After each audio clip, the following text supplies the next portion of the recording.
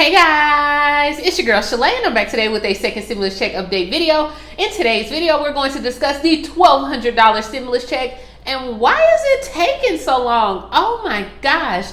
Then we're going to talk about unemployment. Some states are about to start paying out unemployment, so definitely stay tuned for that. Then we're going to talk about the inmates receiving their $1,200 first stimulus check, as well as Amazon Prime Day, and yeah, a whole lot more. So if you want to know what is going on in the lovely world of stimulus, my darling, you already know what to do. Stay tuned. Your girl's got you covered. Now, if this is your first time tuning into my channel, hi, hello, hey friend. My name is Shalae, and here on this channel, we talk about shopping, saving, and everything in between. I would love to have you a part of my internet family. Super easy. All you have to do is click the big old red subscribe button down below, and you are in just like that. And while you're at it, go ahead and give me a like because you love me, and I know you do because you already watched the first video. So guys, you know today is Motivational Monday. Every single Monday I post 2 videos, and so if you want to get to know me a little bit better and see about some assumptions that you guys had, you already know what to do.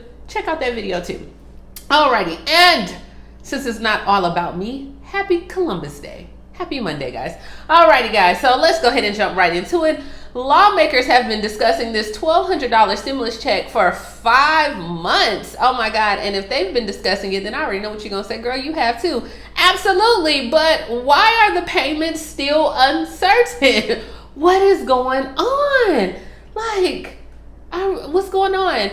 Now, according to the Center of Budget and Policy Priorities, they said 1 in 3 U.S. adults struggle to pay for basic expenses like food and rent at the end of September. So you would think that after months of negotiations between both parties and even Treasury Secretary Steve Mnuchin, that House Speaker Nancy Pelosi will finally get on board and they can all just come together. Now, we know that right now what's on the table is this $1.8 trillion relief package. And I'm over here like, girl, this is like deal or no deal. Take it. Take the deal. Like at this point, take the deal. Okay, it's giving us the $400 a week boost in unemployment. Yeah, we want $600, but you know what? We can't get everything that we want. It's also giving the $1,200 checks. I mean, it is also giving $1,000 for dependents. Like, we're giving out money for the state and local governments. Like, girl, we already done got them to come up some. And instead, you know how Nancy Pelosi is. Okay, I mean, I'm not mad at little mama, okay? I'm not going to tell her what to do. I'm just saying, girl, can we get a deal? Because what she did was this weekend, she blasted the White House offer. And she says that, hey, this is not enough at all. She wrote 2 separate letters on Saturday and Sunday. And she said that the proposal is inadequate.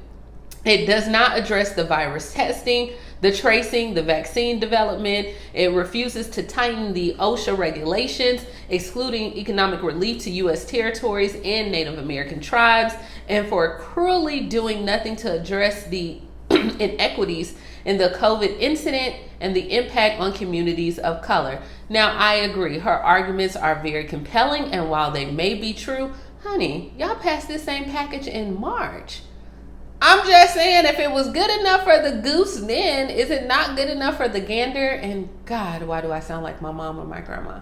But I'm just saying, some of these things that we had in March, like at first you were like, hey, they have to increase. We need for them to come up on their budget. And now we're at 1.8 trillion. And you mean to tell me, girl, we still can't get anything? Like, what is going on, guys? I don't know. I don't know. But I mean, you can't squeeze blood out of a turnip. Just saying. Now, the White House did come up with the offer for the bigger stimulus package per President Trump's wishes. And the package does include that $1,200 per adult, $1,000 per child, $400 for enhanced unemployment through the 3rd week of January. Girl, deal. Let me know what y'all think in the comments below. Are we still holding out? Because, I mean, I think the more that we wait, and maybe this may be, you know, I don't know, this may be the move, but it seems like we're unlikely as of right now to get a new stimulus bill before the election. And I thought that was the goal, is to get this stimulus passed, to have relief for the airline employees, to have Americans' checks. And all right, let's go ahead and move on. Somebody is actually ruling on stimulus checks, And that is the California judge. Okay, California, hey, knows how to party. All right, so in California, the judge rules that inmates are owed their $1,200 first stimulus checks. So a federal judge for the U.S. District Court of Northern District of California, that is a mouthful, ruled on the side of lawyers who brought a class action lawsuit against the U.S. Treasury Secretary Steve Mnuchin and IRS Commissioner Charles Reddick. Golly, Treasury Secretary Steve Mnuchin, you and everything. Jeez Louise. All right, the lawyers argued that denying incarcerated individuals relief checks based on their status is unlawful. Now, the agency has later this month to decide on whether it will fall through on those payments. But as of right now, the IRS updated the stimulus check guidelines following the preliminary injunction issued in California to clarify that incarcerated individuals cannot currently be denied a $1,200 check.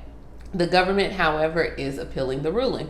So, hey, maybe our incarcerated brothers, okay, you may be able to get your stimulus checks as well. So we'll see. Now, also in California and Pennsylvania, the Department of Labor is announcing additional unemployment and anti-fraud measures. So we know that California, Pennsylvania, and a slew of other states are trying to crack down on that fraud that's going on with unemployment. And now they have actually brought in a federally certified identification verification provider that is ID.me.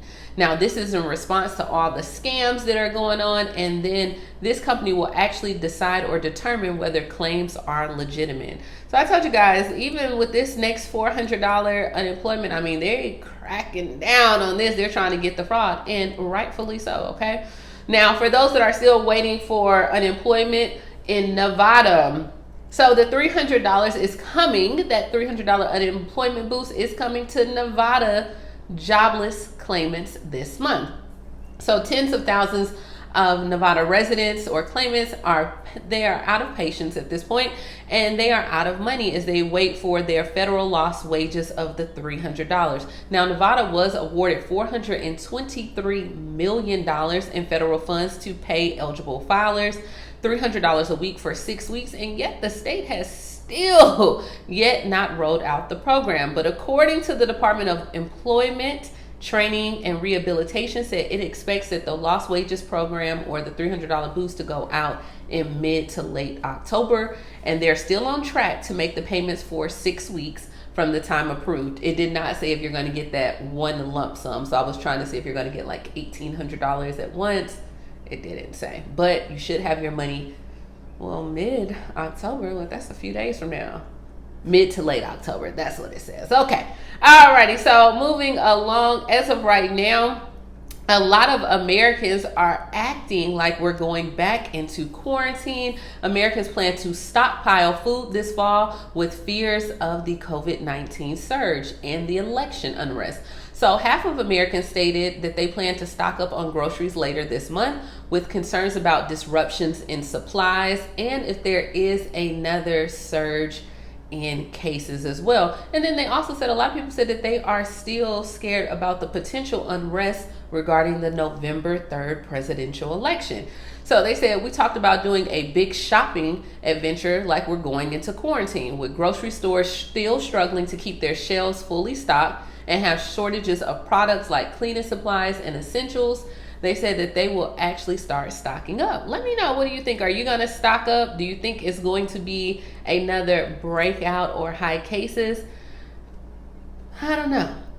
But what I do know is they said on October 2nd, the number of COVID-19 cases in the U.S. was the highest in almost 2 months. And they said, we still see a majority of Americans are concerned, and we will still see more spikes in COVID. It's beginning to rear its head in a number of states, said John Last, the president of Sports and Leisure Research Group. At the same time, there is COVID fatigue.